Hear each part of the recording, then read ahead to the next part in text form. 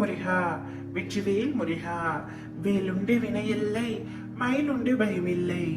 என் அன்பு தங்கமே, பழனியில் இருந்து உன் அப்பா நான் உன்னிடம் சில முக்கியமான விஷயங்களை பேசவே வந்துள்ளேன் தங்கமே.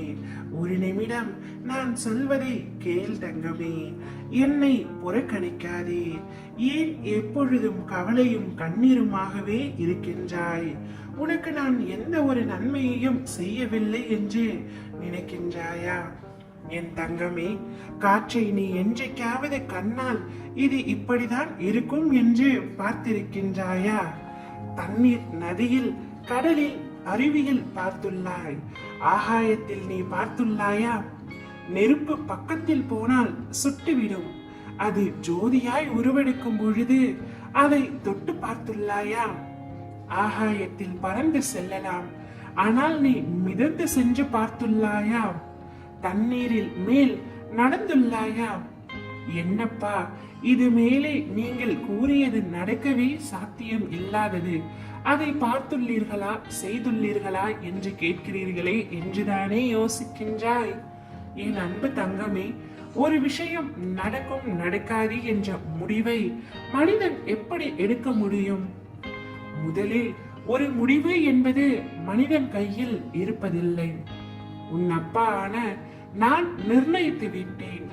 என்ன, எவ்வாறு, எப்பொழுது, எங்கு, எப்படி, எதனால் என எல்லா வகையிலும் என்னுடைய லீலைகளை நான் ஆரம்பித்து விடுவேன். அதில் முதலில் உன் போக்கை கவனிப்பேன். நாம் எதற்கு ஒற்று வருவோம், எதற்கு ஒற்று வர மாட்டோம் என்று உன் அப்பா எனக்கு நன்றாக தெரியும். நீ காற்றை கண்ணால் காணலாம், ஆகாயத்தில் மிதக்கலாம், நெருப்பை தொடலாம், தண்ணீரின் மேல் நடக்கலாம்.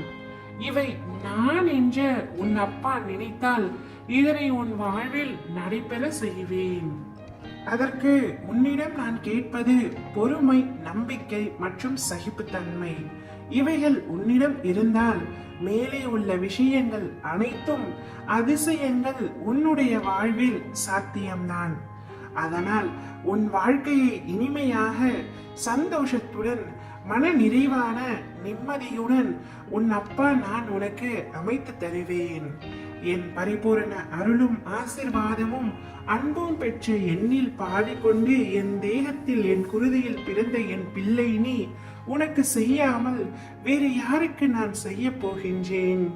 உன்னை விட்டு நான் ஒரு நொடி கூட விலகுவது இல்லை தங்கமே. உன்னையும் விலகி போகும்படி நான் செய்வதும் இல்லை. உன் அம்மாவாக, அப்பாவாக என்றும் என் இருதயத்தின் கருவறையில் உன்னை சுமந்து காத்து அரவணைப்பேன். உன்னுடைய மனம் குளிர போகின்றது தங்கமே.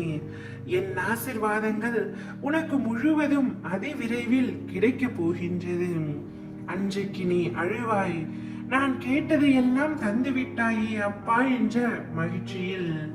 ஓம் முருகா, வெற்றிவேல் முருகா.